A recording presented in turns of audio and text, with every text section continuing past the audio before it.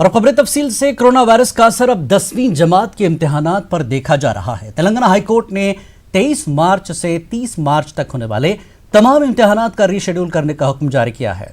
Corona virus के सबब high court में मफाद अम्मा की दरख्वास्त दाखिल की गई थी, जिस पर आज सुनवाई हुई। दरख्वास्त गुजार के वकील पवन कुमार ने कोरोना वायरस के सबब इम्तिहानात को मुलतवी करने या सख्त हिफाजती इक़दाम करने की जज से अपील की थी। दरख्वास्त पर सुनवाई के बाद हाईकोर्ट ने कल का इम्तिहान शेड्यूल के मुताबिक मुनक्किद करने, बक़िया 30 मार्च तक के इम्तिहानात को मुलतवी करने का रियासती हुकूमत को मशवरा दिया है। वाज़ेह के 10वीं जमात के इम्तिहानात 6 अप्रैल तक मुनक्किद होने वाले हैं। 30 मार्च के बाद सूरत हाल को देखते हुए बक़िया इम्तिहानात को बरकरार रखा जाए या इन इम्तिहानात को भी मुलतवी किया जाए, 23 मार्च को फैसला लिया जाएगा।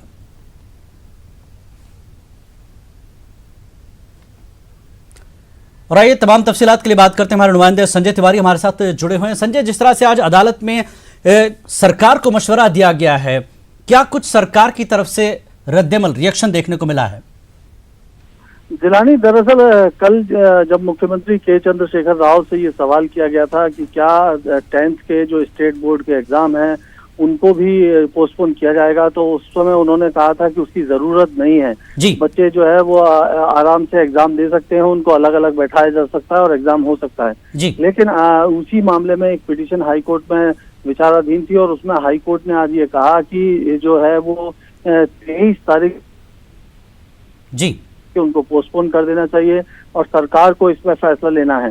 तो हाईकोर्ट ने सीधे तौर पे आदेश न देकर या इस पर कोई किसी तरह का कोई प्रतिबंध लगाकर इस तरह का आदेश न देकर सरकार के ऊपर जिम्मेदारी दी है। 23 तारीख से इनको, हालांकि हाईकोर्ट का ये सजेशन था कि ये जो वो एग्जाम है उनको जिस तरह के हालात हैं उसमें इनको पोस्टपोन किया जा सकता है और सरकार को तय करना है। कुल मिला के कल 19 तारीख से, कल 19 मार्च से 10th के एग्जाम शुरू हो गए हैं और जो है अब जो एग्जाम कल होने वाला है वो एज इट इज होगा। लेकिन 23 तारीख से सरकार इस पर फैसला ले सकती है और हो सकता है कि स्टेट बोर्ड के एग्जाम भी पोस्टपोन हो जाए। यानी अभी सरकार के पास 2 दिन है, कल का इम्तिहान तो हो जाएगा किसी तरह और इतवार तक सरकार फैसला कर ले और पीर के दिन जो इम्तिहान होना है उस पर फैसला जो है शाम तक आ जाए, इतवार तक।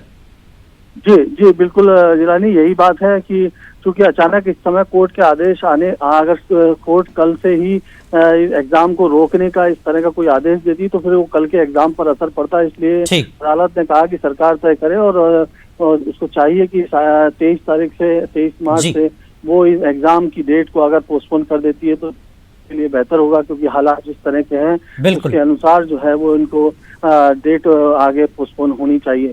तो अब सरकार के पाले में है और सरकार हो सकता है कि इस मामले में जो हाईकोर्ट का जिस तरह का जो रुख है उसके हिसाब से सरकार फैसला करे और 10th बोर्ड के जो एग्जाम है स्टेट बोर्ड के वो पोस्टपोन हो जाएं। जी बिल्कुल, बहुत बहुत शुक्रिया संजय इस जानकारी के लिए। तो जैसा कि हमारे नुमाइंदा संजय ने कहा कि अब गेंद जो है सरकार के पाले में है, सरकार फैसला करेगी, कल का इम्तिहान जूं का तूं होगा। और इस वक्त की एक बड़ी खबर आपको देंगे। जी हाँ, बड़ी खबर यही है कि मानू में यानी मौलाना आज़ाद नेशनल उर्दू यूनिवर्सिटी में कायम किया गया आइसोलेशन सेंटर, हॉस्टल में मुकीम तलबा को छुट्टी दी गई है, घरों को जाने का हुक्म दिया गया है। बड़ी खबर इस वक्त की, हैदराबाद में मौजूद मौलाना आज़ाद नेशनल उर्दू यूनिवर्सिटी को आइसोलेशन सेंटर बनाया गया है, हॉस्टल में मुकीम तलबा को छुट्टी दी गई है, घरों को जाने का हुक्म दिया गया है। और प्रो वीसी ने जिला रंगारेड्डी कलेक्टर से मुलाकात की है। प्रो वीसी ने जिला रंगारेड्डी के कलेक्टर से मुलाकात की। कोरोना वायरस के बढ़ते खतरात के सबब मानू में कायम किया गया है सेंटर। जी हां, आइसोलेशन सेंटर मौलाना आज़ाद नेशनल उर्दू यूनिवर्सिटी हैदराबाद में कायम किया गया है और तलबा को, हॉस्टल में मुकीम तलबा को छुट्टी दी गई है, घरों को जाने का हुक्म दे दिया गया है। और इसी सिलसिले में यूनिवर्सिटी के प्रो वीसी ने जिला रंगारेड्डी के कलेक्टर से मुलाकात की है। तो कोरोना वायरस के बढ़ते खतरात के सबब मानू में कायम किया गया है आइसोलेशन सेंटर।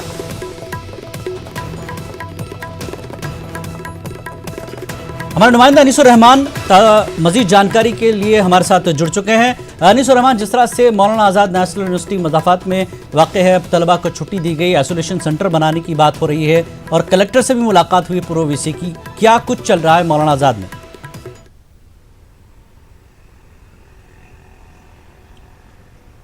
देखिए जिलानी, मौलाना आज़ाद नेशनल उर्दू यूनिवर्सिटी के pro vice chancellor Ayub Khan साहब को 19 मार्च को ज़िले कलेक्टर रंगारेड्डी ने एक लेटर जो है रवाना किया। उसमें ये कहा गया है कि चूँकि मौलाना आज़ाद नेशनल उर्दू यूनिवर्सिटी शहर के मुज़ाफ़ात में है और ख़ास तौर पर जो एयरपोर्ट से जो आउटर रिंग रोड है, हैदराबाद के अतराफ जो आउटर रिंग रोड है जी, उसी पर जो है मौलाना आज़ाद यूनिवर्सिटी का कैंपस है।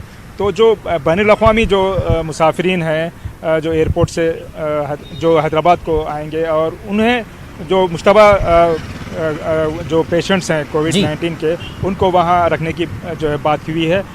जैसा ही लेटर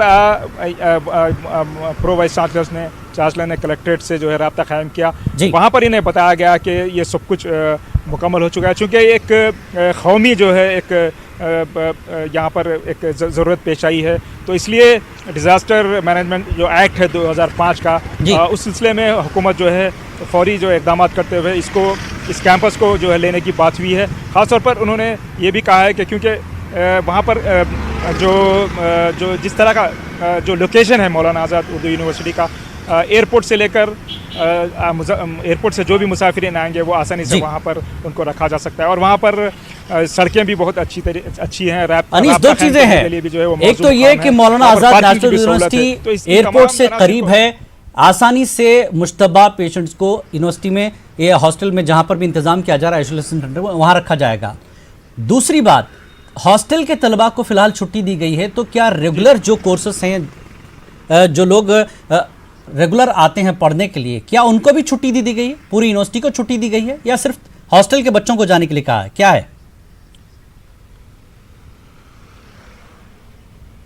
देखिए अभी जो है यूनिवर्सिटी जो कैंपस है वो तो 20 मार्च से 31 मार्च तक जो है वो बंद है। चूँकि यहाँ पर तेलंगाना की हुकूमत ने ऐलान किया था कि तमाम यूनिवर्सिटीज़ और स्कूल्स को बंद कर दिया जाए, तो 31 मार्च तक तो वो बंद है ही।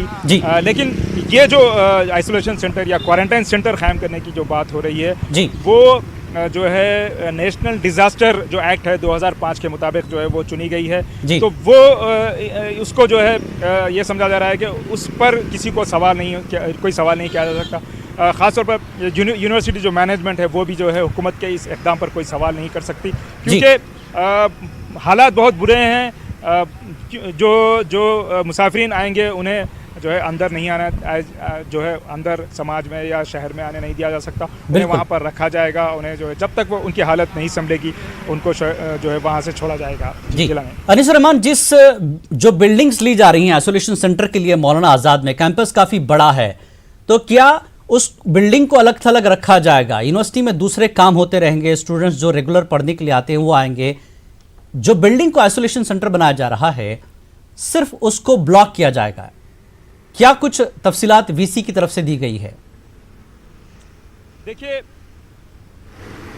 जी, मैंने मौलाना आज़ाद नेशनल उर्दू यूनिवर्सिटी के PRO से जो वासे साहब हैं उनसे बात की थी। उन्होंने कहा है कि जो हॉस्टल्स हैं यहाँ वहाँ पर 3 हॉस्टल के ब्लॉक्स हैं, तो उसमें से एक हॉस्टल ब्लॉक की जो है बात हुई है, जिसमें से तकरीबन 250 से जो 300 बेड्स रखे जा सकते हैं। तो अभी जहाँ तक की जानकारी है उसके मुताबिक शायद एक बिल्डिंग को जो है ये लिया जाएगा और वहाँ पर क्वारंटाइन सेंटर कायम किया जाएगा। और जो तफसीलात हैं उन्होंने कहा है कि अभी इस पर बातचीत होना बाकी है, तो शायद कल वहाँ पर जो है टीम आएगी महकमा सेहत की, और जो दूसरे जो उमूर हैं उस पर शायद बातचीत होगी और फाइनल किया जाएगा कि कौन सी बिल्डिंग ली जाएगी और जो है किस तरह से वहाँ पर इंतजाम किए जाएंगे। जी, बहुत बहुत शुक्रिया अनीस रहमान इस जानकारी के लिए। तो ये थे हमारे नुमाइंदा अनीस रहमान। जैसा कि उन्होंने बताया कि मौलाना आज़ाद नेशनल उर्दू यूनिवर्सिटी में आइसोलेशन सेंटर कायम किया गया। फिलहाल एक बिल्डिंग की बात हुई है, तो 30 तक तो बंद ही है। उसके बाद कल जो है महकमे सेहत की जानिब और से दीगर इंतजामिया की जानिब से ये फैसला किया जाएगा कि उस बिल्डिंग को ब्लॉक किया जाए। फिलहाल यूनिवर्सिटी में हॉस्टल के तलबा को छुट्टी दे दी गई है। आगे बढ़ेंगे अगली खबर की तरफ। करीमनगर में कोरोना वायरस के मुश्तबा केस दर्ज होने के बाद ओहदेदार हरकत में आ गए हैं। आज करीमनगर में एहतियाती इक़दामात के तौर पर बंद बनाया गया। अशिया ज़रूरिया, मेडिकल शॉप्स, पेट्रोल पंप को छोड़कर बकाया तमाम तालीमी व तिजारती इदारे बंद देखे गए। शहर में तमाम हॉस्टल्स को बंद कर दिया गया है। दीगर मकामात से करीमनगर आने वालों पर खुसूसी नज़र रखी जा रही है। ट्रांसपोर्ट निज़ाम भी ठप पड़ गया है। शहर में दाखिल होने वाले तमाम रास्तों पर चेक पोस्ट कायम किए गए हैं।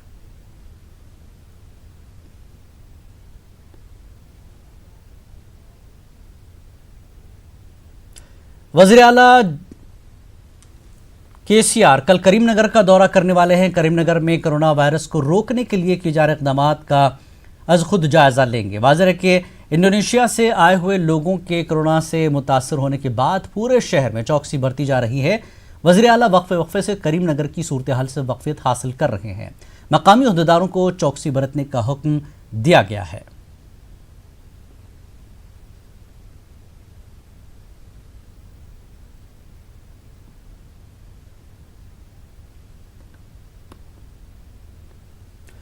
और रियासत भर में 10वीं जमात के इम्तिहानात जारी हैं। कोरोना वायरस के सबब उम्मीदवारों और सरपरस्तों में खौफ का माहौल देखा जा रहा है। रियासती वजीर तालीम सबिता इंद्रा रेड्डी ने आज हैदराबाद के इलाके बोराबंडा यूसुफगुड़ा में वाक़ 10वीं जमात के इम्तिहानी मराकज़ का दौरा किया। इस दौरान इम्तिहानी मराकज़ में उम्मीदवारों को फराहम की जाने वाली सहूलियात से वाक़फ़ियत हासिल की। साथ ही वज़ीर तालीम ने कोरोना वायरस से बचने के लिए एहतियाती इक़दामात के तौर पर मास्क लगाकर इम्तिहानी मरकज़ पहुँचने का तलबा को मशवरा दिया। वज़ीर तालीम ने उम्मीदवारों से भी बातचीत करते हुए उन्हें फराहम की जाने वाली सहूलियात से मुताल्लिक़ वाक़फ़ियत हासिल की।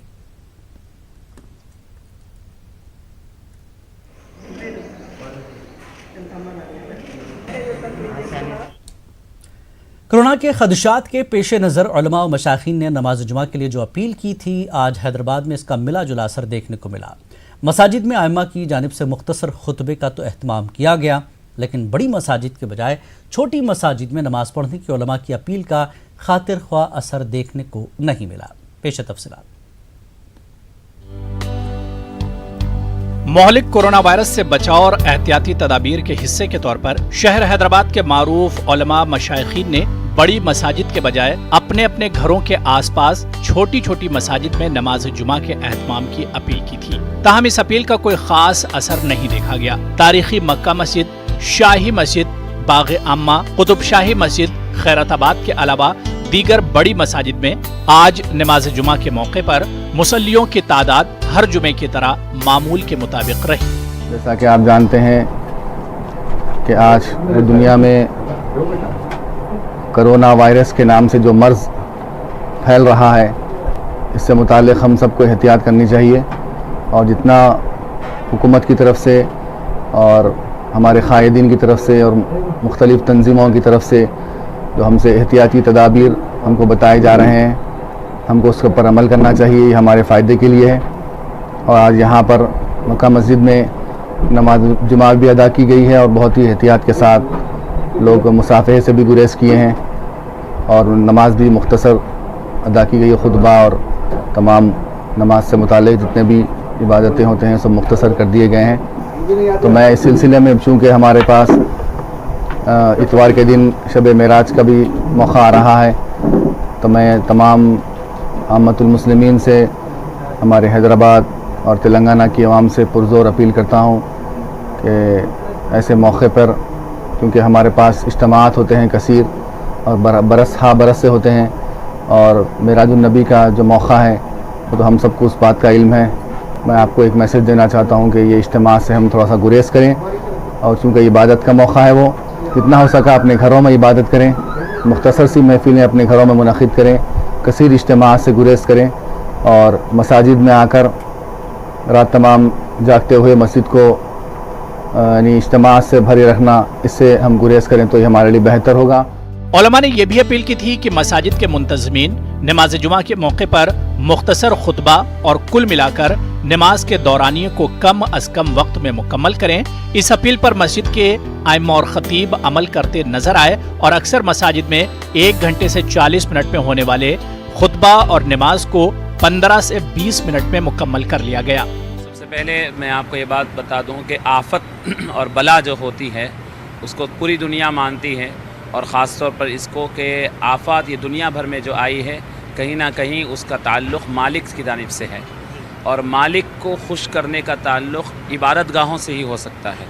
और जो आफत और बलायात सिर्फ मेडिकली तौर पर ही दूर नहीं की जा सकती, जैसे अल्लाह की जानिब से जो किसी भी मज़हब का हो, जो अंदाज से मानता हो, उसी से गिड़गिड़ा कर मांगनी चाहिए। जितनी इबादत गाहें दुनिया में हैं वो इबादत गाहें बलाइयात को दूर करने का ज़रिया है।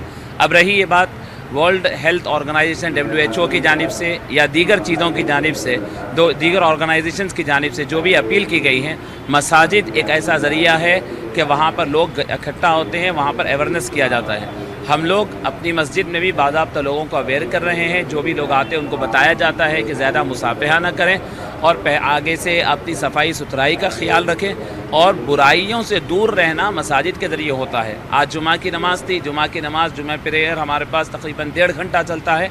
हम उसको 15 to 20 मिनट्स में ख़त्म कर दिए हैं और ये हम तमाम ऑर्गेनाइजेशन जो हेल्थ के लिए काम कर रही हैं, हम उनके साथ है, गवर्नमेंट के साथ है। गवर्नमेंट जो भी इक़दाम उठा रही है, हम उसके साथ बराबर हैं। मालिक को खुश करने का ज़रिया हर एक को अपनाना चाहिए, इबादतें नहीं छोड़नी चाहिए। क्राउड ज़रूर जमा नहीं हो, लेकिन इबादतें इनफरादी तौर पर हो, घर में हो, मुख्तलिफ तौरों से आप ज़रूर अपनी इबादतों से जुड़े रहें। उलमा ने अवाम से ये भी अपील की थी कि जुमे की नमाज के लिए अपने घर से वजू करके जाएं। आज जुमे की नमाज से पहले बहुत कम लोग मसाजिद में मौजूद वजू खानों या हौज के पानी से वजू करते नजर आए। तारीखी मक्का मस्जिद में गुज़िश्ता 2 माह से जुमे की नमाज के बाद अवाम की जानिब से शहरियत तरमीमी कानून NRC NPR की मुखालिफत में एहतिजाज देखने में आता था, लेकिन इस जुमे के दौरान ऐसा कोई एहतिजाज नहीं किया गया। News 18 Urdu, Hyderabad. Corona virus से बचाव के एहतियाती इक़दामात के बीच हैदराबाद के उलमा ने जहां नमाज जुमा में इख्तिसार का मशवरा दिया था, वहीं आइंदा शब मेराज के बड़े इज्तिमात से गुरेज करने का भी मशवरा दिया गया है। इस सिलसिले में सदर जमीयत उलमा आंध्र तेलंगाना हाफिज पीर शब्बीर ने भी खुसूसी अपील की है। उसके अलावा सुन्नतें जो है घरों में पढ़िए, नवाफिल घर में पढ़िए। शब मेराज के अंदर मुसलमानों पे भी और अवाम पे भी जो कुछ जो है ना हमारी भी जिम्मेदारी है। मस्जिद के लिए लोग घरों से निकलते हैं, ये कि पहले घर में वज़ू करें और आप फ़र्ज जो है ना उसके अलावा सुन्नतें जो है घरों में पढ़िए, नवाफिल घर में पढ़िए। शब मेराज के अंदर नमाज़ें पढ़ने के बाद घरों में जाके इबादत करें, वहाँ कुरान शरीफ की तिलावत करें। ये रास्तों में या होटलों में मत जमा हुए, यही मेरी जो ना गुजारिश है तमाम से। सदर ऑल इंडिया सूफी उलमा काउंसिल मौलाना हकीम सूफी सैयद शाह मोहम्मद खैरुद्दीन कादरी ने मीडिया से बात करते हुए वज़ीर-ए-आज़म हिंद नरेंद्र मोदी की जानिब से 22 मार्च इतवार को जनता कर्फ्यू मनाने की अपील की। ताईद का ऐलान करते हुए इस यौम को यौम तौबा, एतिकाफ, नफिल नमाजों, रोज़ा, ज़िक्र अस्कार में वक्त गुजारने की तलकीन की। उन्होंने मीडिया से बात करते हुए कहा कि मुसलमान अपने अमाल का मुहासबा करे।